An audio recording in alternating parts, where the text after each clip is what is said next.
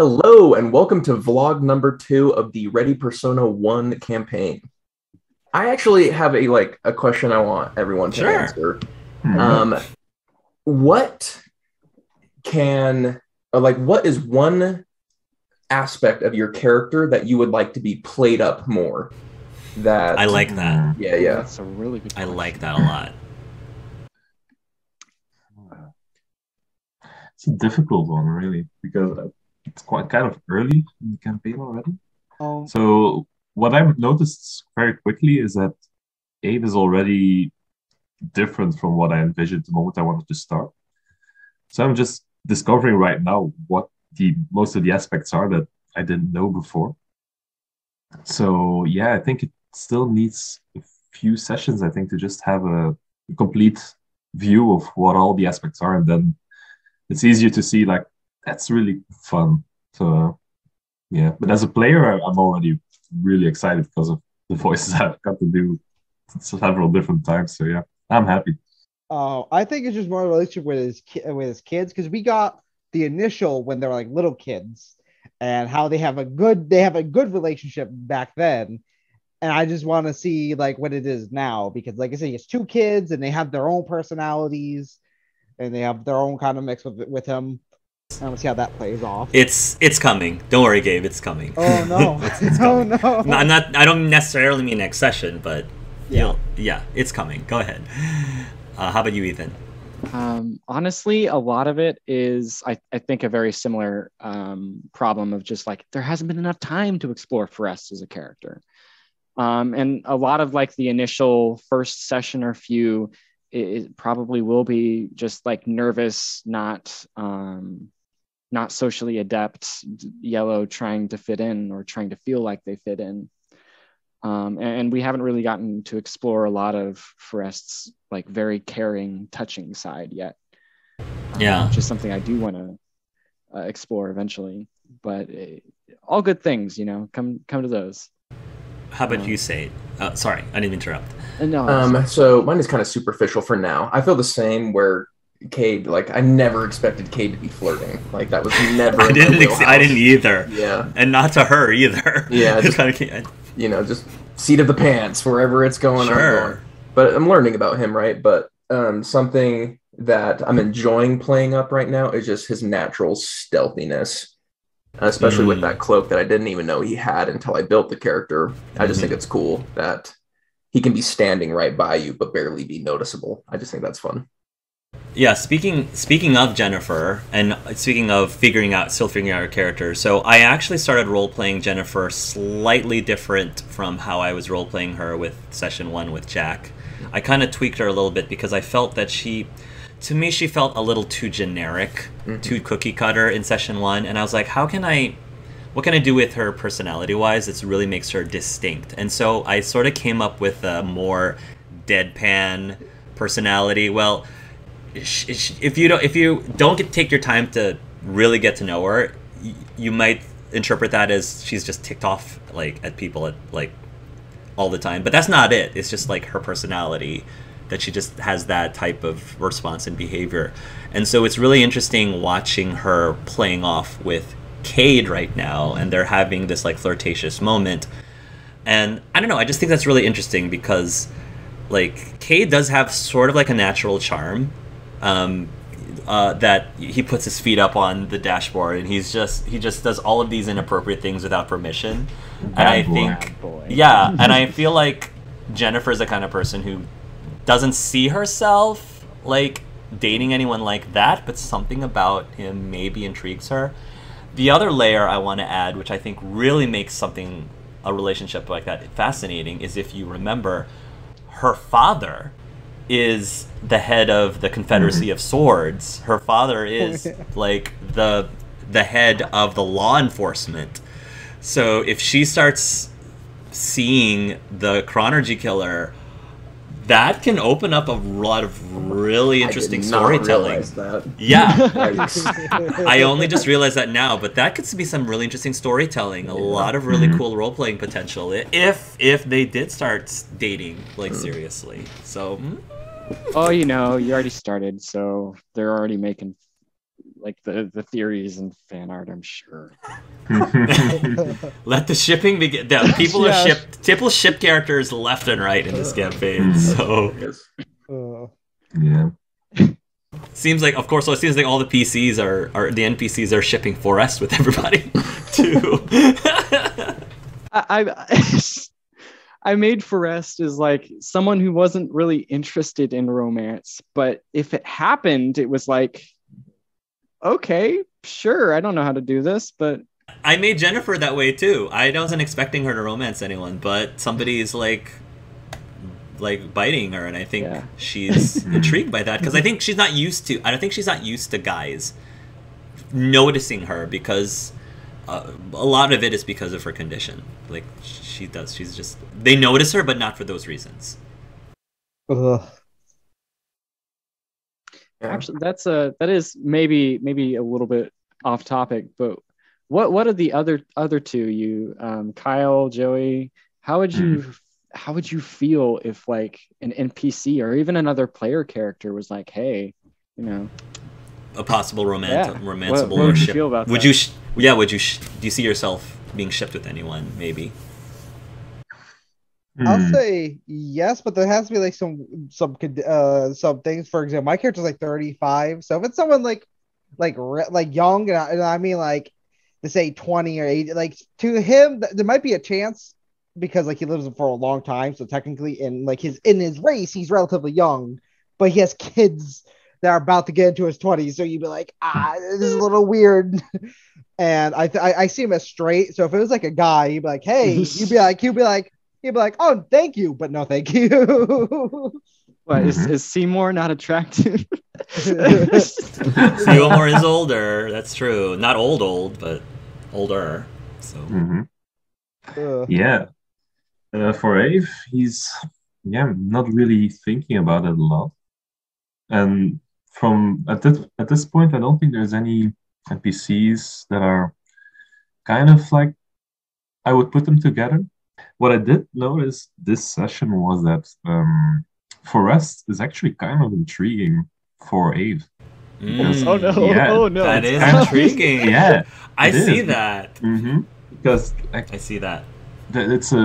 they're kind of the same in a lot of regards, but with the abilities and the fact that all the skills that Forest has with music, Ave is really, he loves music, loves all the sounds with it. And then the fact that his backstory with parents rejecting that kind of stuff, and there's a lot of things that will come up later that are I'm sure. kind of like very similar, and that's really interesting. Right now, there is something he's intrigued right now by Forest. It's not necessarily more than that. It's like Well, I will it's an say- easy friendship already. Yeah, a lot of the things you've seen are just like little things that I made as like a little like role play stuff that I can throw in, like the music, auditory illusion sort of thing. It's like I'm not really going to be using that for any combat. I couldn't really imagine why I would use it because it's also specifically limited to music. But a lot of like the other abilities that I don't think I want to reveal what they are yet, have nothing to do with you and your character. It just happened that these little abilities lined up. But I am noticing like Forrest is most comfortable with you and then Gabriel next. Mhm. And then yes. No. Yeah. I feel like So, everyone Hark- is rightfully uncomfortable with Cade right now. We'll Hark, you were get to gonna say that something as bridge well, when right? we cross it. Sorry? I think Hark, you were going to say something as well. I just wanted to piggyback off of what you were saying, Joey, about romancing Ave with anyone. So I don't know if you caught this, but there was a moment briefly where Thomas asked, "Oh, is this the person? Are you and Forrest dating?" And he says, "Oh no, we're just friends. You know, you and I are friends, or we're not dating, right?" And he responded, "Well, you never asked." Yeah. So I purposely put that in there because you can read into that as much as you want, as little or as much as, or the viewers can also read into that as little or as much as they want. They It's will. like, you never asked. Yeah, I noticed Ave didn't. In fact, for Ave, this is just friendship that this is way over his head. Yeah, you've been best friends for a very long time, so yeah, just pointing that out. Definitely. Okay. I want to just kind of like do a check-in with you guys. Are you all comfortable with the type of role play I presented so far? Or is it? I want to have a character. 100%. Yeah.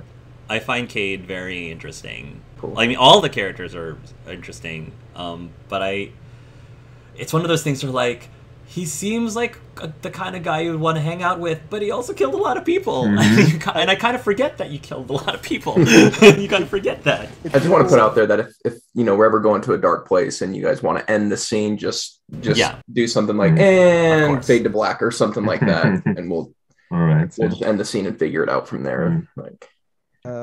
I really love the interaction between Gabe and Cade. Yes. That the idea of putting them together as roommates was just something I just thought of in the this morning, and I was like, that would be a really funny odd couple situation that if they live together. I was like, oh, I have to do it. That is interesting. So many shenanigans. I feel like as a DM, a lot of your best ideas do happen the day of, right before the session. You're like, oh, that's genius, and you just run with it. I completely understand that. I'm kind of guilty of being an improv DM, where it's just like part of it's me like not having a lot of time to prepare anything. So then I'm just like, I pull it out of my ass just this morning, like it's like, sure, it's she's related to they're all like interconnected. Today, for example, Jacob Steele, I pretty much pulled out of my butt today because I had very early ideas of what I thought Jacob Steele would be like personality-wise, but once I started role-playing with him with Forrest and just that back and forth with them, I really started to understand his character, and I'm like, I like this kid. This kid is entertaining. I kind of. So it's fun playing Jacob right now because I had a very shallow understanding, and that's what I love about these few sessions is you're just kind of feeling out all of these different characters and NPCs and just feeling the chemistry. And I didn't expect Jacob to have such a prominent role in this session as it did, so I thought that was really cool. Or Jennifer, really, for that matter. I didn't think Jennifer. The Steele as a family is an interesting family, and a very influential family. So it'll be interesting exploring each of them because the parents are also interesting too, I think. An interesting dynamic is the fact that Cade hid himself. Because I was kind of expecting the confrontation. With Forrest, that's your subconscious being I don't want this to be a conflict, or is that No, I think I embraced conflict pretty well. I think it was more just what Janice told me into going to this scene where I was surrounded by a bunch of people, and then that's where we met. I think it all just chained together, and now it's now I'm a liar on top of a serial killer. See how that goes. So Hark, I got a question. So what do you think the scene with those process tests, how do you think you thought it was going to go? Or did you thought it went and kind of... I didn't intend for it to go in any specific direction. The goal of that was just to introduce that not everybody is buying into this technology. Not everybody trusts that technology. You sort of heard that coming from Seymour as well. I actually originally didn't assume that Seymour had a strong opinion against it until, again, I started role-playing that scene. I'm like, oh, he's a mentalist. That does make sense that he might push back. So for the protest, it could have grown into something more than it did, but I didn't need for it to. I just wanted to introduce that into the plot line, that there is a section of people who are very much against Vita and the VR technology. Makes sense. Good question. I was just expecting at that final scene fun to be you dropping the ball and being like, oh, these protesters are out here. Everything's been good for the past like 2 or 3 episodes. Let's blow something up. You know, I was so expecting that. And I mean, I'm glad you didn't, in the same way of like, you know, I'm glad Tony Stark died, or whoa, spoilers. I'm not sure if you guys care about spoilers.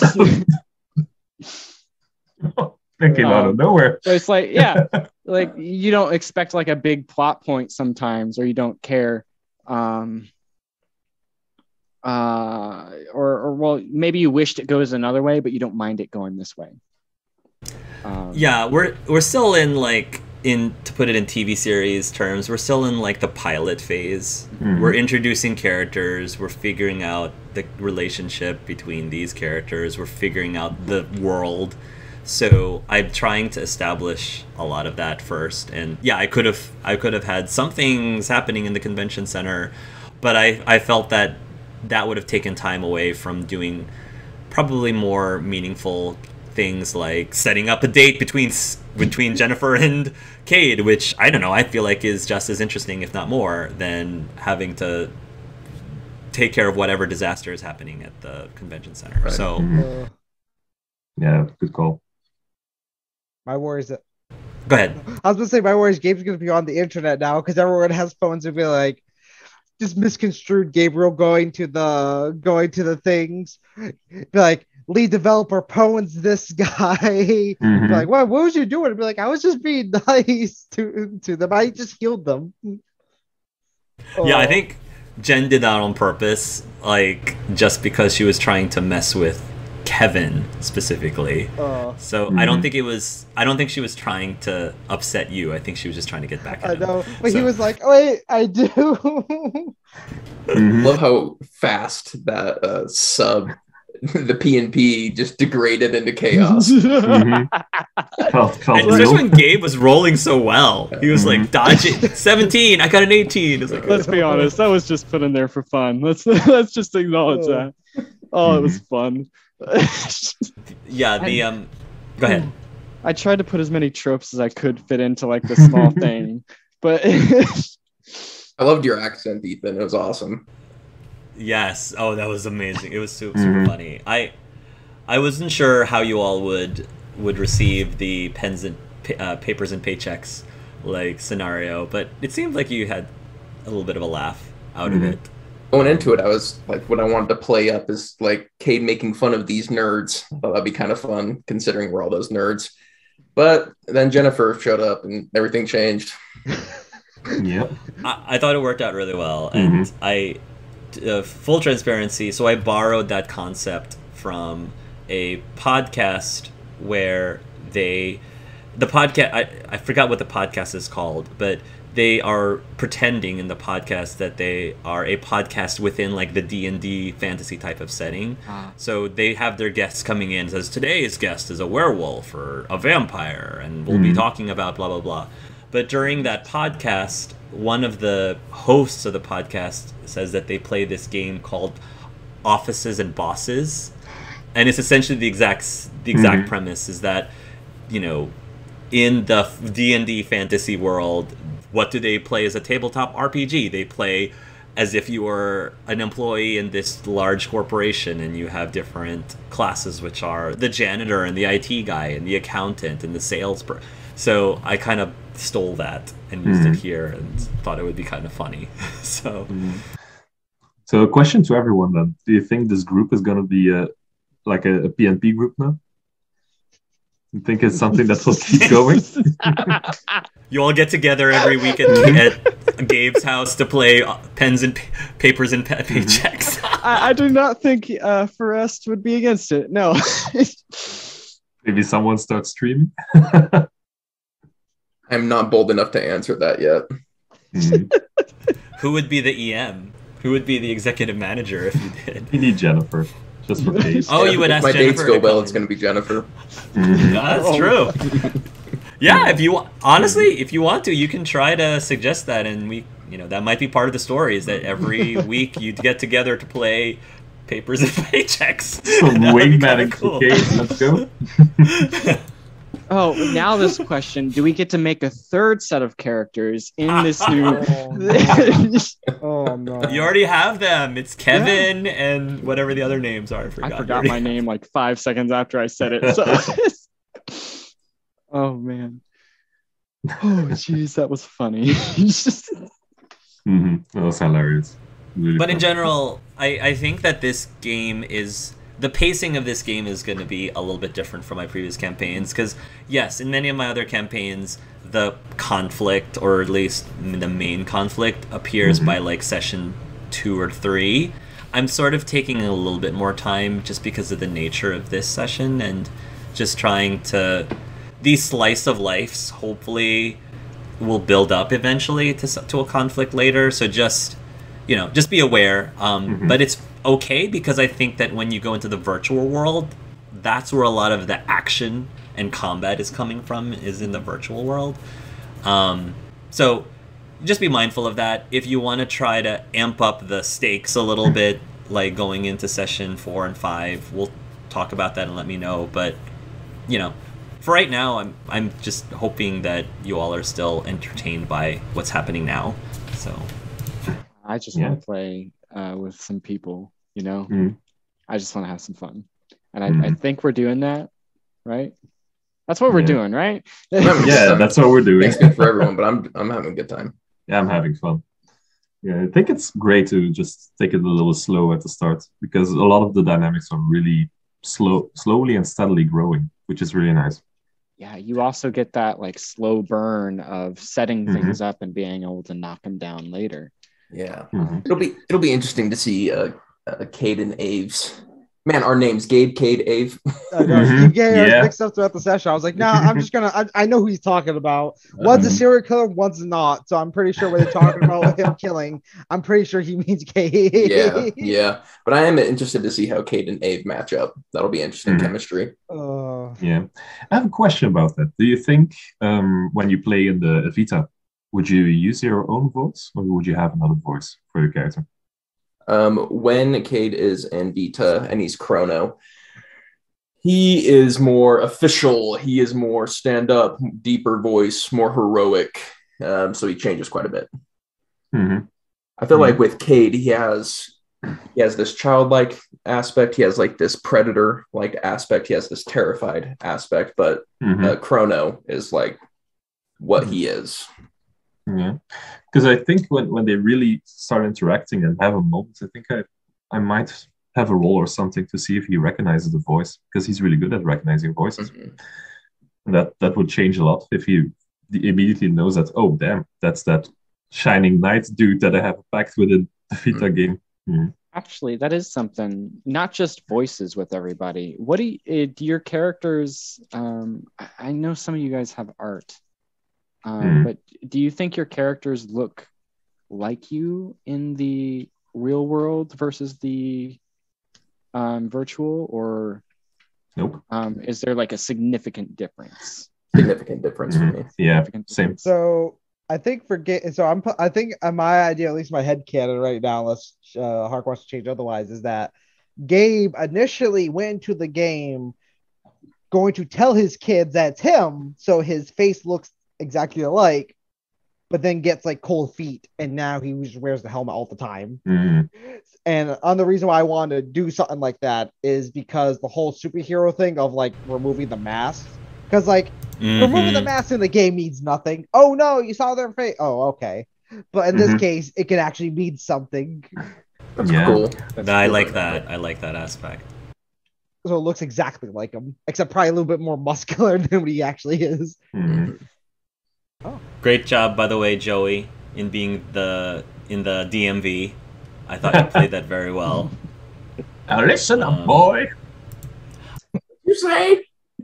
I also did that because I wanted to give Sage an opportunity to actually play the Chronology Killer, since he's supposed to be past that, but I at least wanted to give him a chance to roleplay it proper. Yeah.